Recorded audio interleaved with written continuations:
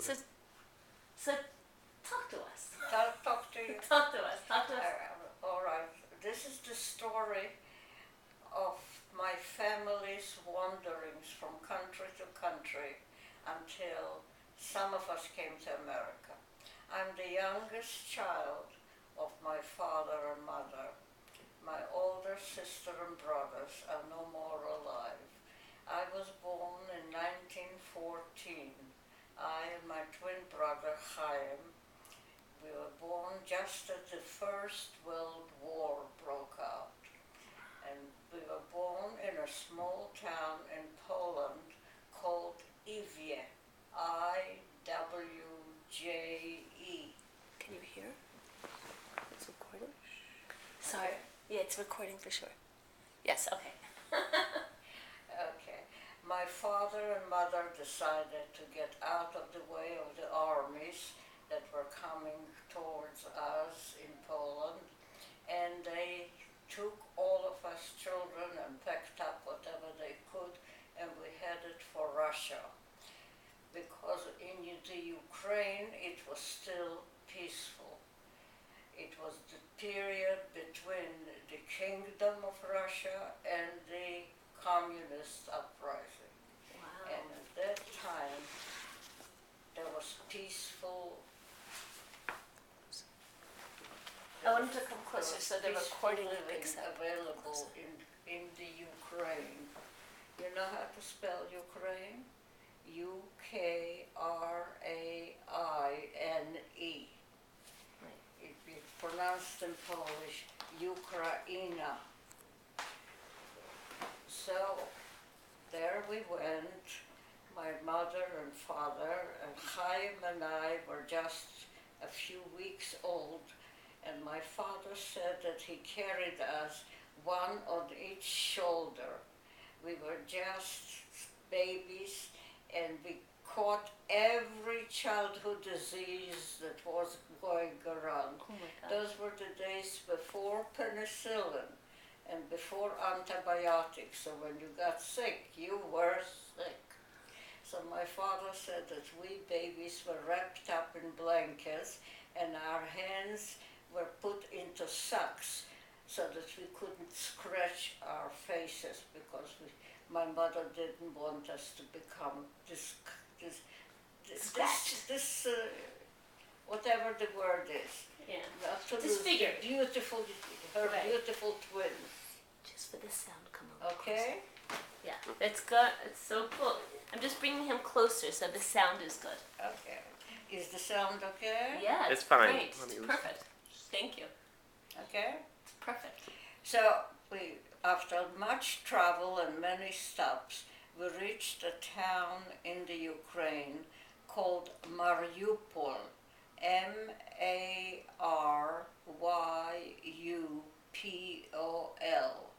It was a seaside resort town, very beautiful.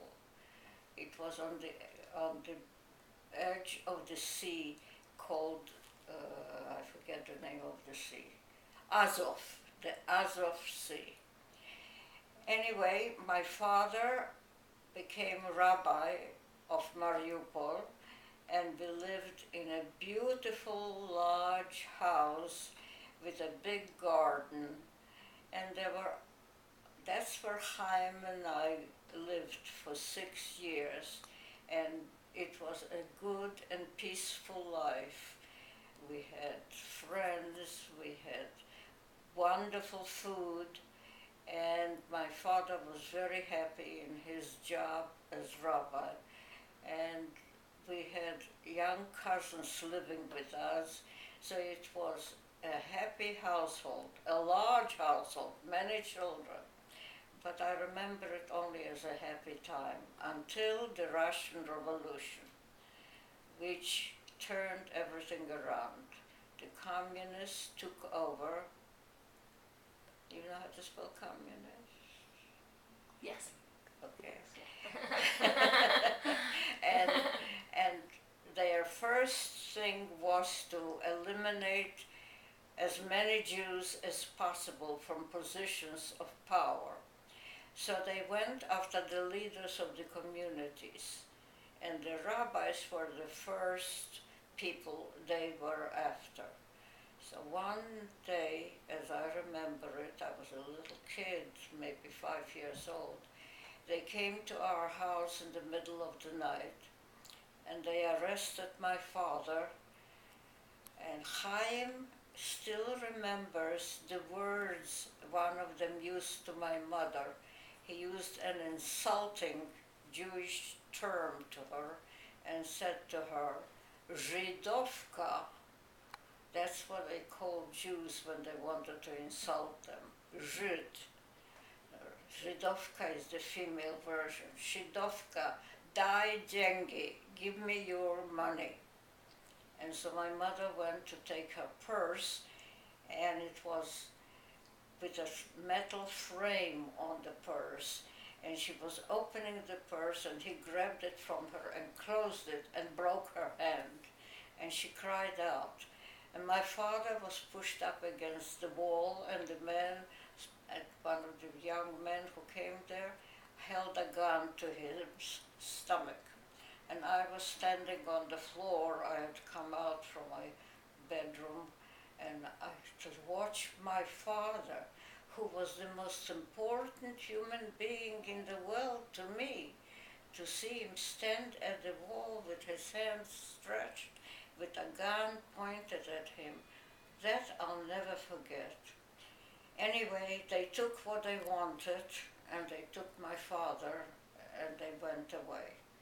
And there was a lot of crying and screaming that I remember, and then I must have fallen asleep, because my next memory is of the following day, when my mother and the important people from the congregation went to the police office to redeem my father. Sorry, that's good. And what the communists did when they took over was also to this, I don't know the correct word for it, but to declare all monies void and invalid, all paper money, the big bills, like $20 bill, $50 bill, all that money became worthless paper. And so people were left with no money. All the banks were closed. The only thing that was of any value were objects, things, jewelry, silver objects. That was still of value, but paper money was worthless.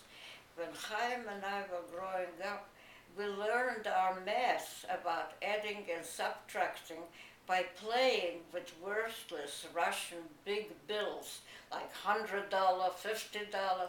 That's how I learned numbers, by playing with that money. Anyway, when my father was redeemed finally, they gave us 1 week, not only us, but the Jews in town, most of them. They gave us only a week to get ready to get out and leave. They didn't want us there anymore. First of all, because we were Jews, and secondly, because we were not Russian citizens. We were not born in Russia. They only permitted Jews to stay if they were born in Russia. We were not. We were born in Poland. So what they did, they got a train together made up of cattle cars, a huge long train, and they told the Jewish community, get on the train, take what you can, and get out. We don't want you here. And they employed an engineer and an assistant to him to take the train from border to border. And if any country wanted to permit us to get out, he should let us get out. And if not, he should just ride back and forth until he got rid of us in some way. Now, my father was the most important Jew in that community. So they gave us one car, where they put his books and our belongings, whatever my mother could pack, and the car inside, they made shelves, and each shelf was like a room. So there was a room for the children, a room for the women, and a room for the belongings. And in the middle of the car, they put a little metal stove with a pipe going up to the roof of the car where there was a hole, and the chimney went through that hole, and you could burn wood or coal. So the train became like a small town. Each car held one or two families in it, and people brought whatever they could to take with them wherever they went. And my father was in charge of allotting space. There was a sheikhet on the train, so that we couldn't take food. There wasn't anything to take that would last us. We didn't know how long it will be. So it was decided to bribe the engineer to have him stop at villages so that they could get things they could eat, like eggs and vegetable and milk and maybe chickens, and the sheikhet would take care of that. So that's how we traveled for 6 months. The train went at a very slow pace sometimes, or at a very fast pace, whatever the engineer felt like. And to keep the engineer in good mood and friendly, the Jews had to supply him with vodka, unlimited supplies of vodka, because money wasn't money anymore. So the women would give up their jewelry and silver objects like forks and spoons. That was valid still, but nothing else was. Eventually, the train came to the border of Poland, and Poland accepted my father's... Do you want me to answer it? I'll answer it. I'll answer it in there so it'll just make sure she's on the phone. Okay? Poland, shall I go on? Poland accepted my father's birth certificate because my father was born in Warsaw. He was a Polish citizen. So they let us disembark in Poland, and we went to my grandfather's house in that small town of Ivie where I was born, and we stayed there. And the interesting thing is that throughout all this upheaval, the postal service worked because my father was able to communicate with his brothers. My father had 6 brothers. They all emigrated to America. He was the only one who had remained in Poland. And all his brothers knew that we were evicted from Russia, and they kept in touch with us by mail, so that when we arrived in Poland and we went to my grandfather's house, we found cartons on cartons of food and clothing that our uncles in America sent for us. It was such a warm feeling that we're not abandoned. We still were part of a large family. And so we came to Poland, and that's where my father functioned as a rabbi. And we settled, after a few towns where my father tried out for positions, we settled in a town called Wolkowisk, W-O-L-K-O,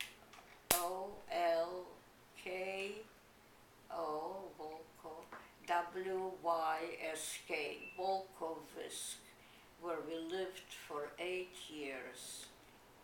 And that's where I grew up and went to school and made friends, and where my sisters got married and moved away, and 2 of my brothers made Aliyah and went to Israel to live, and 1 brother remained in Poland.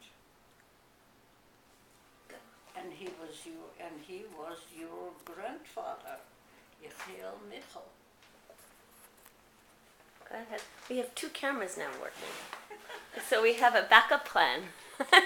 It's amazing. Alright. This is amazing, Tante Lea. Thank you. Enough? It's recording, honey. Go It on. is recording. Yeah, the green light's on.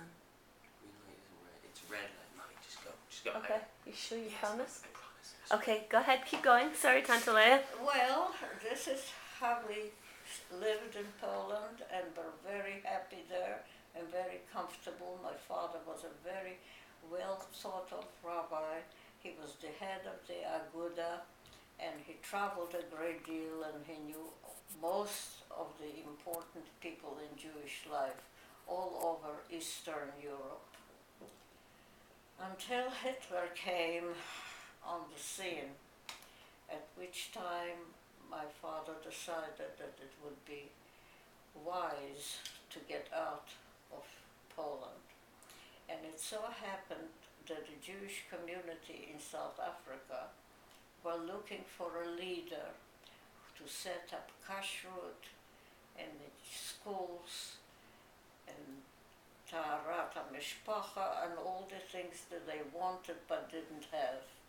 And so they wrote to my father, of whom they heard, and many of them had known him in Poland, because most of the Jews in South Africa were immigrated from Eastern Europe. That's where we were. So my father, after several begging letters asking him to come, all expenses paid, said to my mother that he felt he had to go and help them set up the Jewish community, and he will just go for 6 months. And he will go by himself, because the 2 daughters, the older daughters, were already married and living in different parts of the world, and 2 sons were in Israel, and your grandfather was a rabbi, and he lived in a town called Zelva, Z-E-L-W-A. And he was married, and he had Rivka already. And so my mother said to my father, Leah will go with you. I was the youngest daughter, and I was still at home, and I was to go and take care of my father.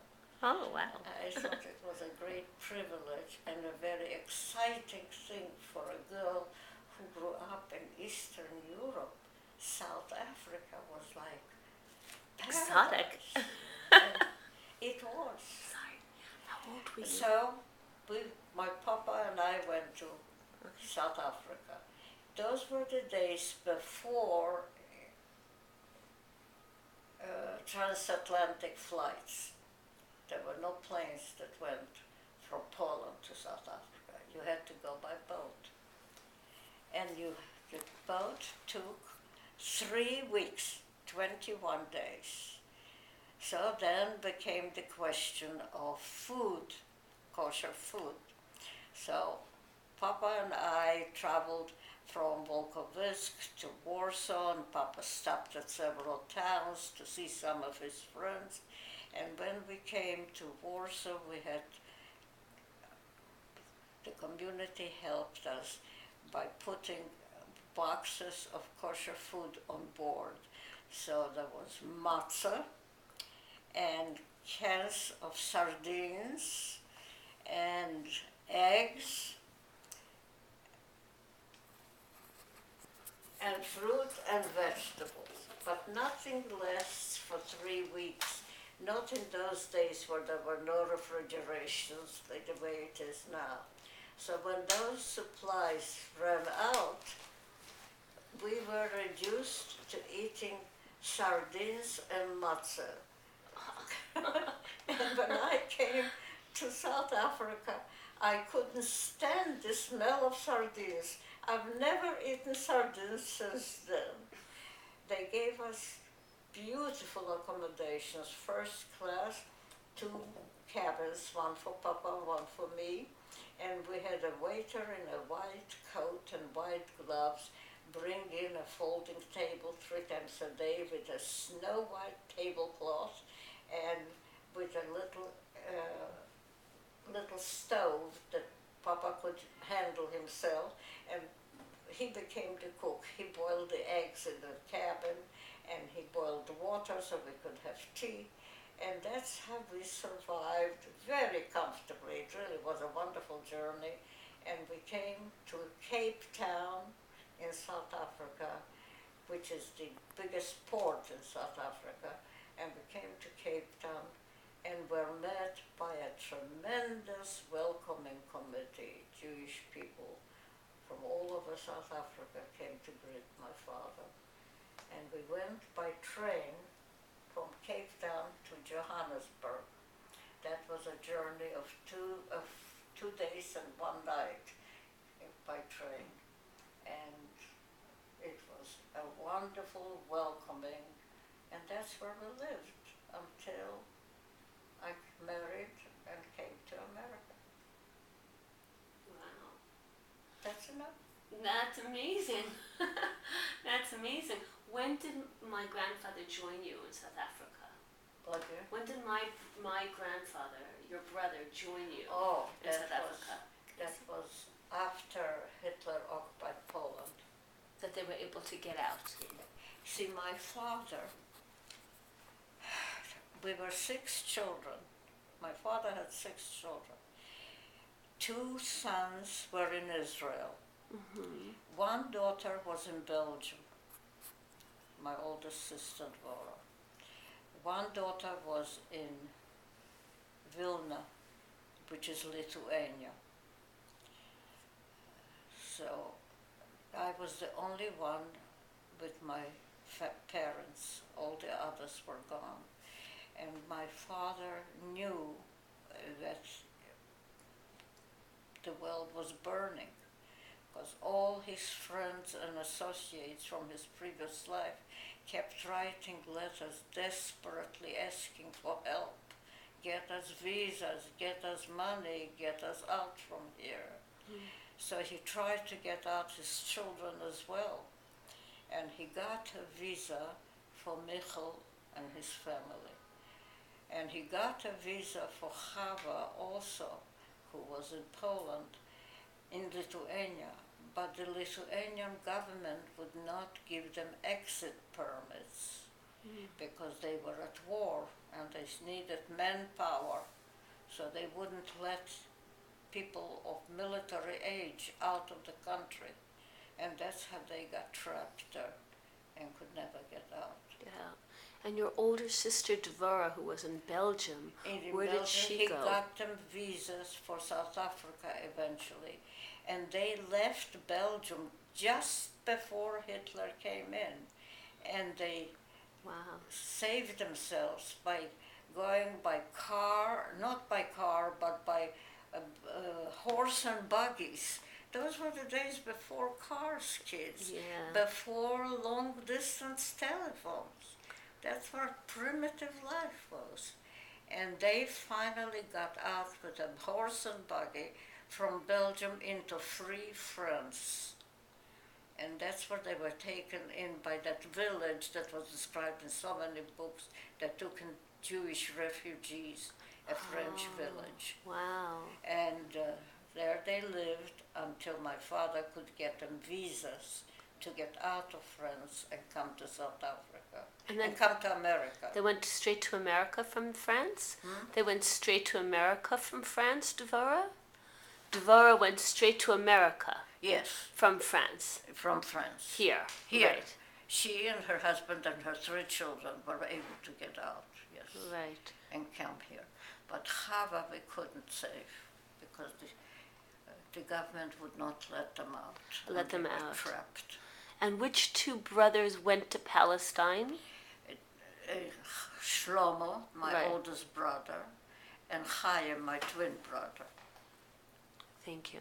And Shlomo, and how did they get visas to Palestine? Your father was able to? Did they get visas to Palestine, or did they sneak in? In those days you could still go to Palestine. It was no trouble. That was before Hitler. Shlomo went to Palestine, as you call it, in the 20s. Wow. Yes. And when did Chaim go to Palestine? Chaim went, when we went to South Africa in 33, he went to Palestine. Did they go because they were like Zionists who believed in Palestine, or did they go because it was safe? There was no future for Jewish boys, for Jewish young men in Poland. Right. They were not permitted to enter schools or universities. You know, my sister Dvora was an extremely bright person. She went to the Russian schools when they lived in Russia, to Russian gymnasia. Yeah. And she graduated with a gold medal, which was Wow. unheard of for a Jewish person to win a gold medal. And then when we came to Poland, she went to university in Warsaw. She studied bacteriology.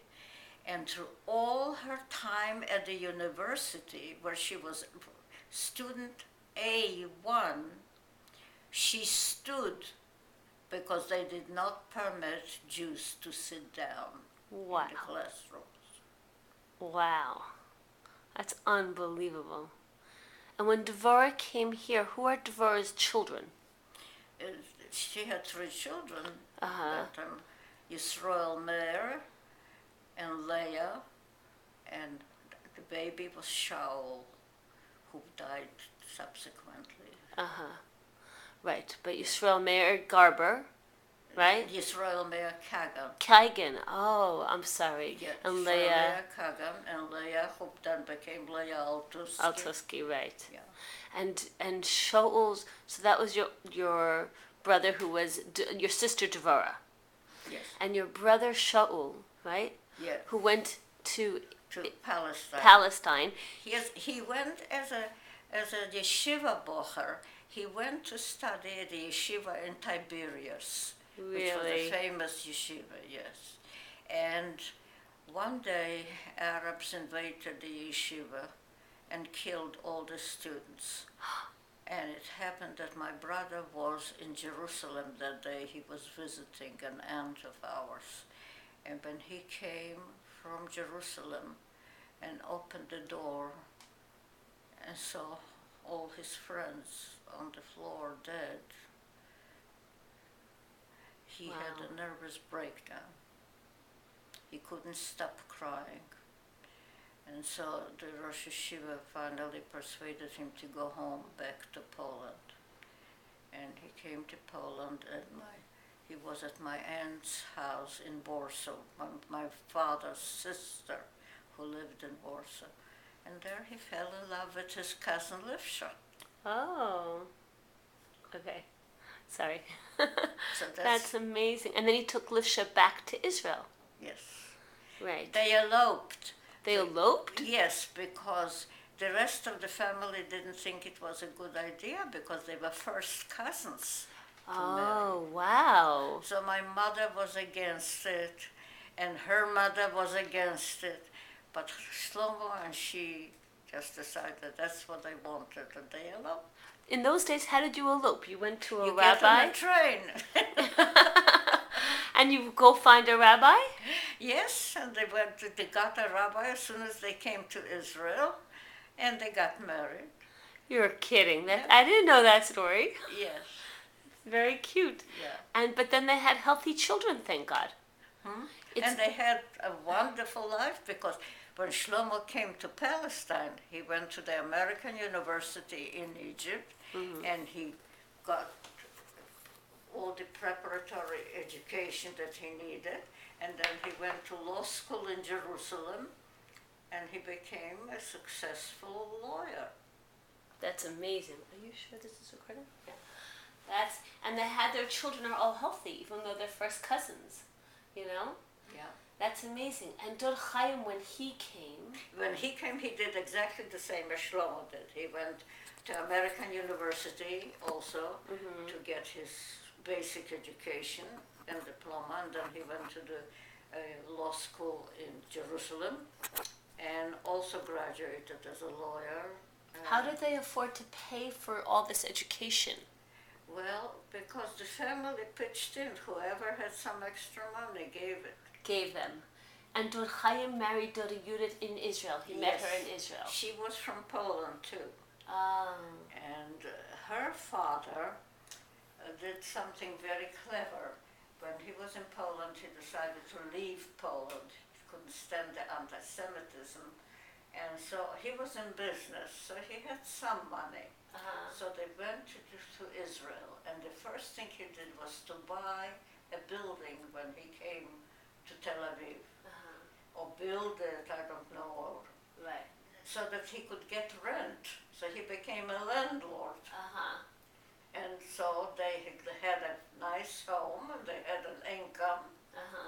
And the family introduced Judy and Chaim, and it went 1, 2, 3. Wow. But they didn't elope. No, they Didn't have to elope. No, Right. Shlomo and Lifsha eloped because the family was very much afraid of a marriage of first cousins. Yes, they're smart, but you know what? It worked out. It worked Worked out out. for them. What yeah. was it's here?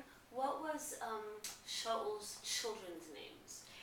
The oldest one was Shaul, because Shaul was our grandfather. Shaul was the father of my father. So every son, there were 6 sons and 3 daughters, 9 children. Everybody had a Shaul in their family. Right. Yes, right. Right. So his first son was Shaul, and then there was Emmy, Emmanuel, and then Minda. Those 3. Right. And Dor Chaim had Davi. Yes. Right.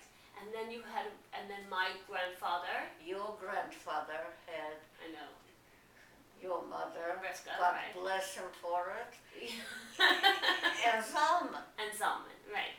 And so I'm trying to think, did we leave any of your siblings out? No. No. No. We were just 6. 6, right. Right. Yeah. And now I was the happiest child in the world because I had wonderful sisters. Wonderful sisters. And even though I was a pain in the neck to them because I always dragged along to wherever they were going, they always were patient with me and always teaching me. including you. Did you see Dvorah after when you came to America? Did you see sure. her? You Yes, got to see because her. Gideon and I lived in Cambridge, and she lived in New York. But when Gideon finally transferred to Columbia because he wanted to be in New York, of course I saw her. They lived in Brooklyn by That's that so time. great for you.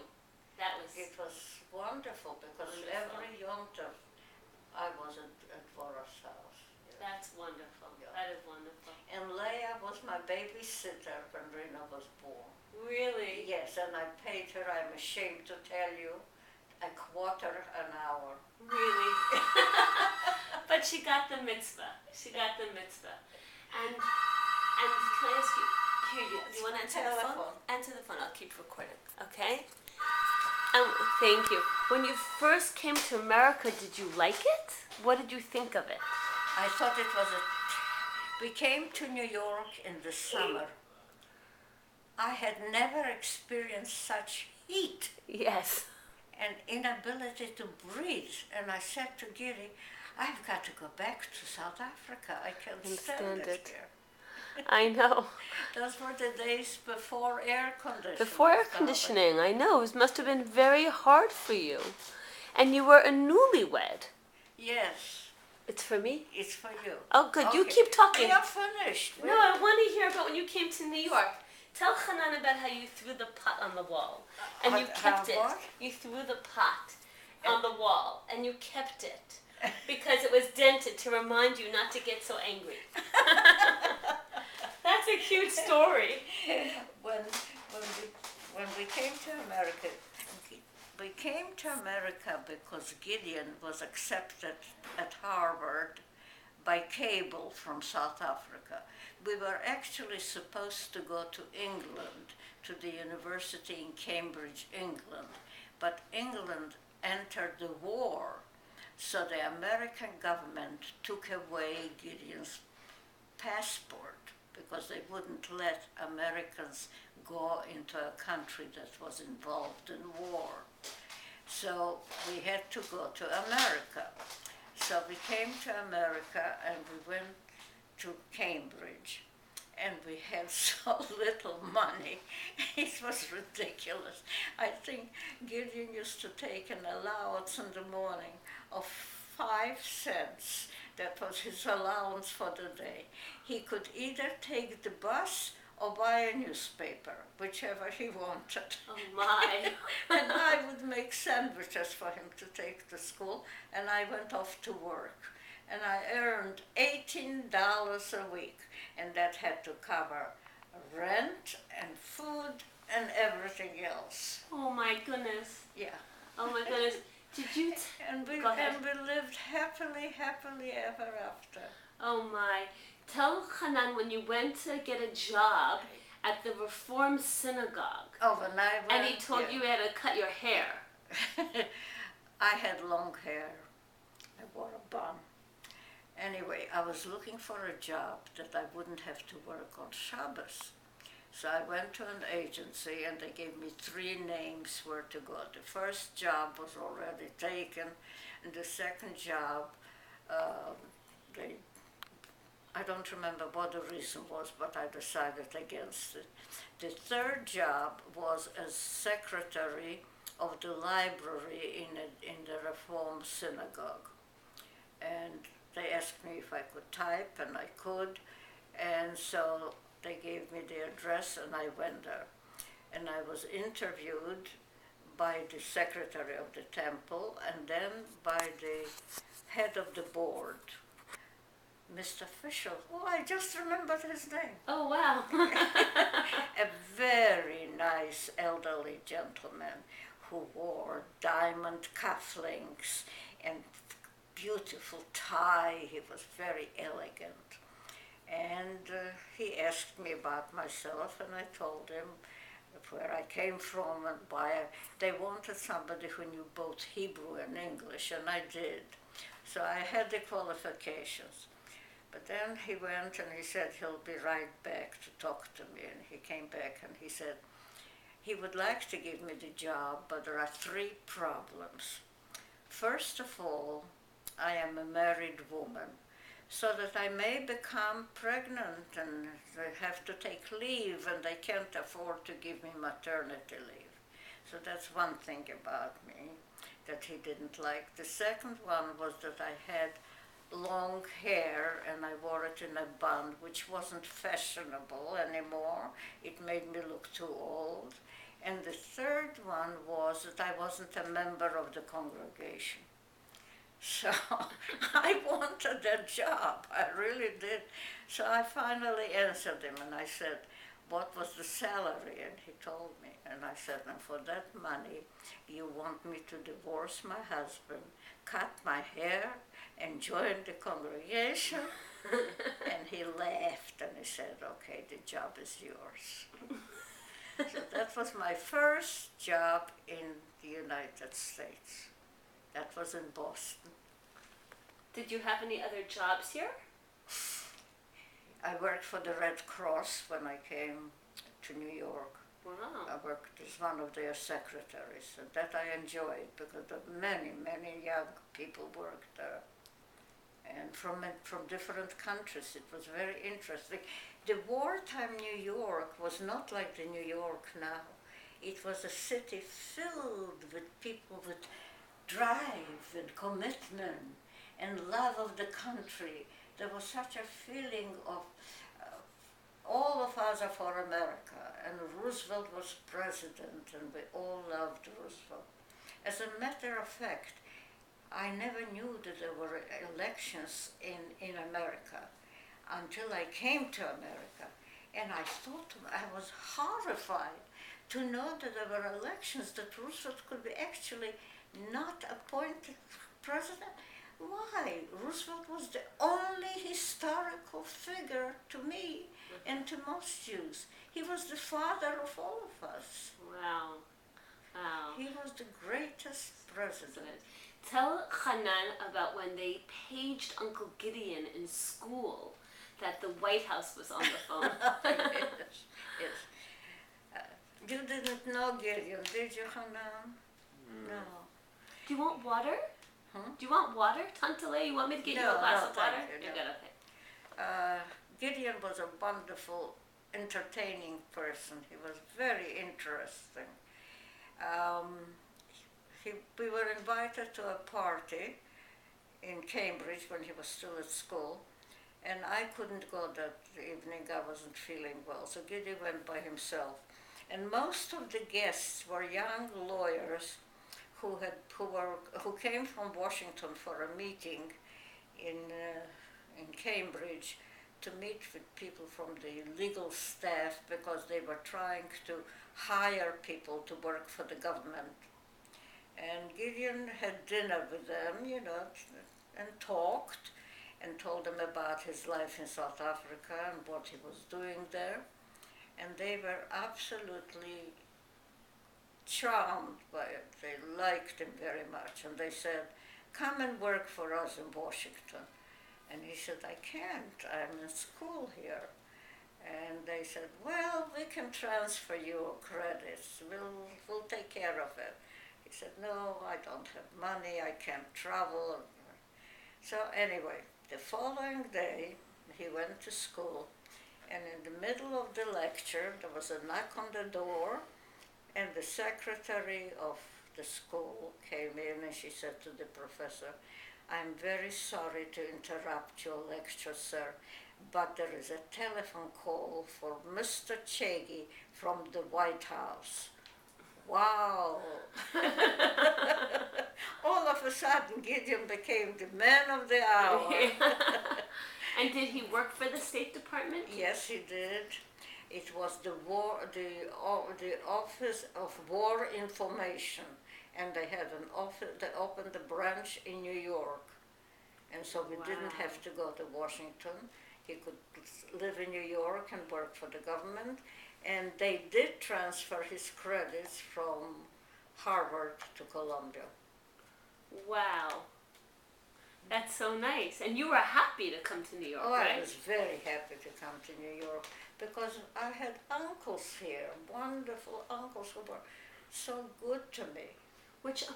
Who were your uncles? The Kossowsky brothers, as I told you, 5 of them emigrated to New York. Really? Yeah. Only my father remained in Poland because he was a rabbi and he liked what he was doing. Right. His brothers were in business and things were not so good in Poland, so they all went to America. And the one who came first, his name was Uncle Velvel, made a good business. He was the wealthy guy, so he employed all the others, which led to a lot of unpleasantness subsequently. What were the names of the other brothers? Well, it was Velvel and Louis, who was a wonderful, wonderful grandfather to us all, and Israel and Ben Zion. And do they have children in America? Yes. You have many cousins. Wow, yes. Yes. Cousins that you don't know, but they're not from. Right. So that we can't combine you people. Well, we could still combine. We could still meet them, right? I want you to meet, as a matter of fact, Laura. Did your mother tell you about her? Your mother met her. I'd love to meet her. She's a musician, and she is with the American Ballet Company. She's in their orchestra. Oh, really? Oh, and interesting. Travels with the company and so on. And her son, look at the interesting things that happened in America. Her son still works for NYU University. He's one of the managers of the branches. And he was given the task of setting up a branch of NYU in Abu Dhabi. Really? That's his job? And that's where they are. They moved to Abu Dhabi. And he's a Jew in Abu Dhabi. Unbelievable. Unbelievable. We should write down all the names of the cousins. Yes. Do you know, the names of their children? I want you to meet Laura. Next time Laura comes, will you come? I would love to come. Okay. I would love to come. Because that's her son. His name is Josh, and he is a wonderful young man. Unfortunately, unfortunately, he married a non-Jewish girl. They have 2 children. Uh-huh. The younger child was already born in Abu Dhabi. But you know, you're never a citizen in Abu Dhabi unless your parents have been born there. Really? Yes. So Yeah. he's not a citizen of Abu Dhabi, he's still a little American. That's better. We are not ready for a Kossowsky who's born in Abu Dhabi. Yeah. And then you know, in Abu Dhabi, they were telling us all the workers, all the people who do work are not Abu Dhabians. They are all foreigners. Right. The Abu Dhabians don't work. No, they're Because very the rich. emir gives them money. They don't need to work. They don't need to work. They're all rich. I know, it's unbelievable. Right? I think it leads to corruption. Yes. Too much time on your hands.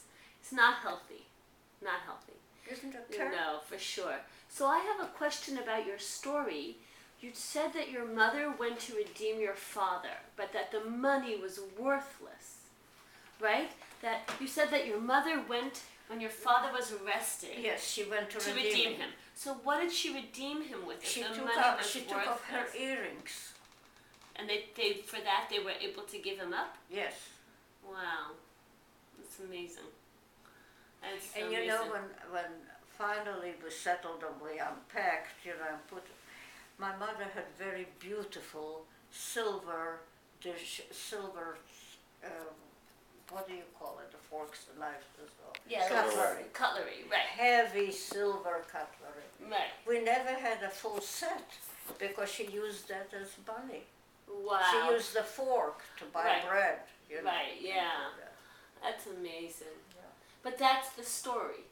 That's the story. That's the story, my How, darling. You didn't tell Chanan about when your father, or maybe you did and I was out, when your father ran a school in the train. In the train. Did yes. you tell him this story? No, She told me, tell the video. I think Tell I the did. video.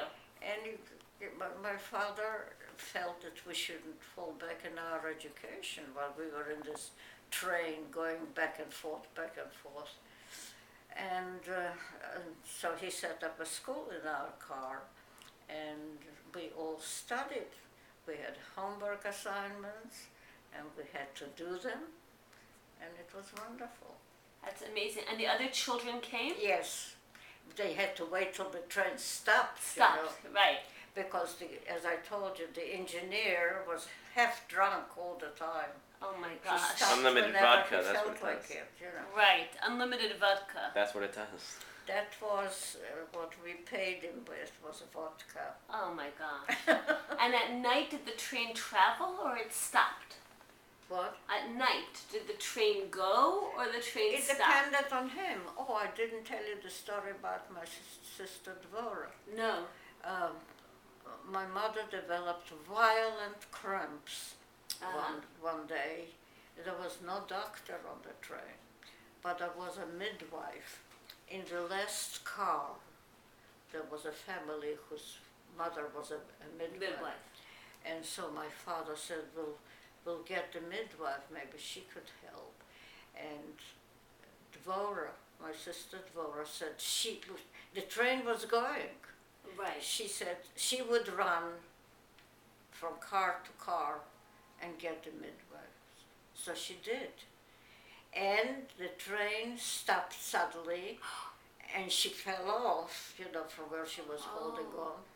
And she got the midwife, but the train started up before she could get back on the train. Oh no. So she ran after the train and she grabbed onto the last car, and she was on the platform all night, Oh my goodness.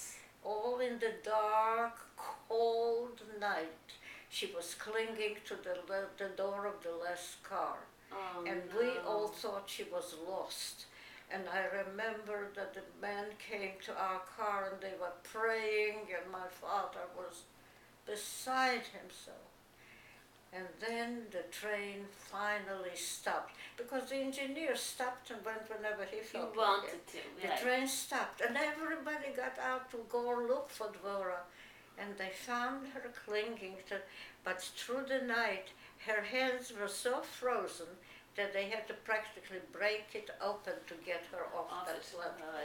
She Poor was on the girl. platform all night. Oh my God, And then that's so brave. My father bent Shechayana when she came.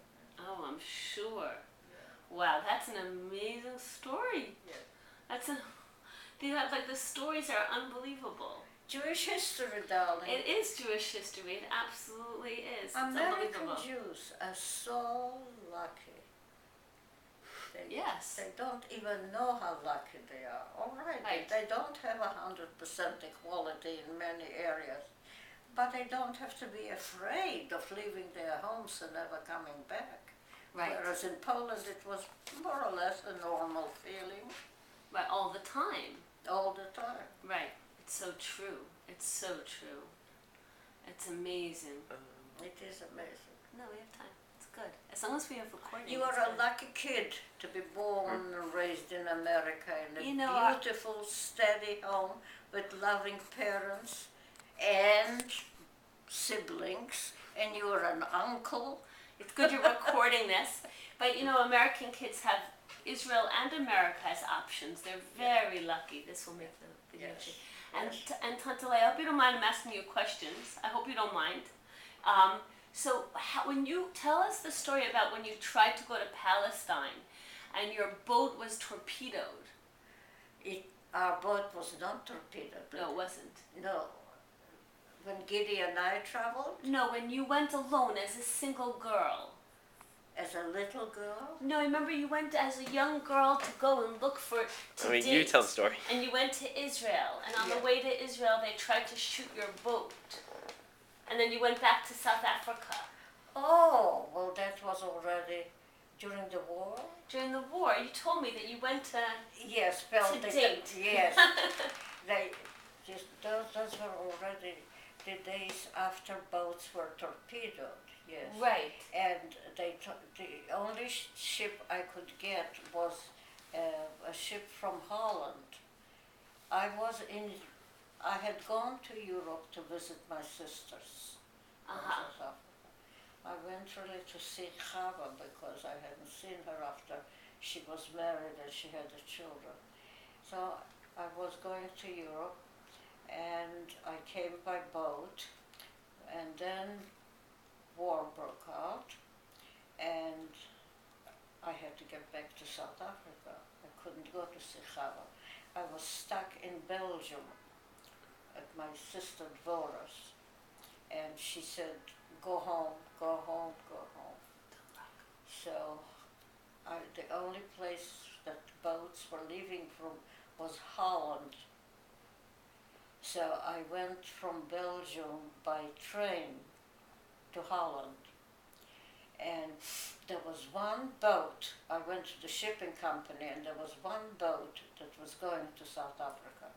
But it carried ammunition. They wanted us to know that they are not taking responsibility for any accidents or anything.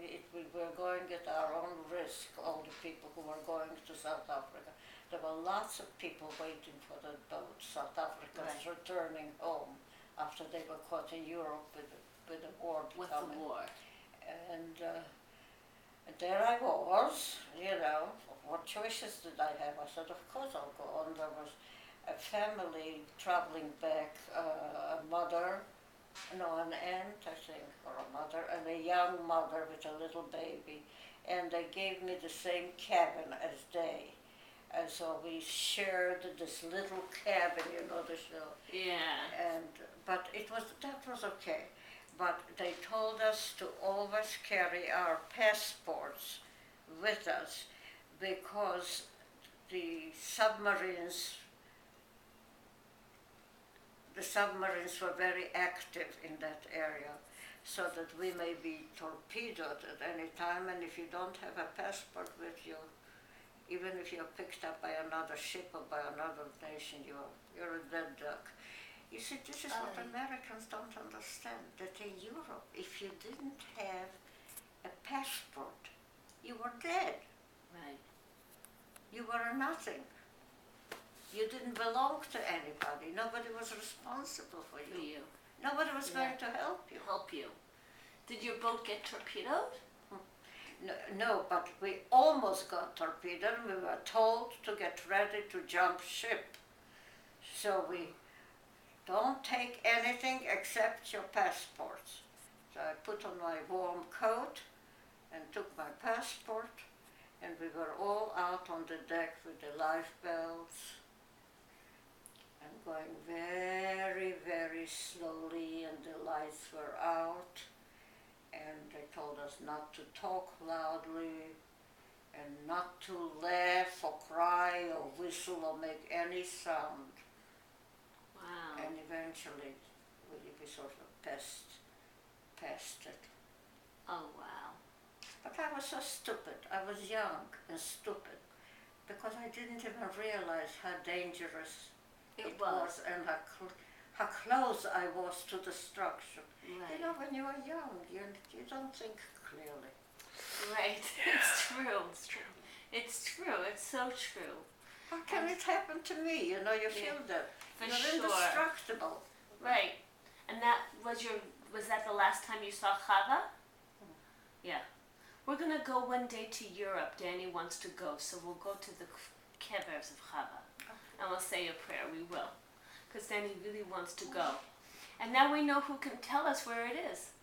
Right? Now we have these new relatives and they can tell us. It's amazing. It's unbelievable. It's amazing. unbelievable. And when you went back to South Africa, how many years before you got engaged to Gideon? Oh, that was only 2 years. 2 years. Yes.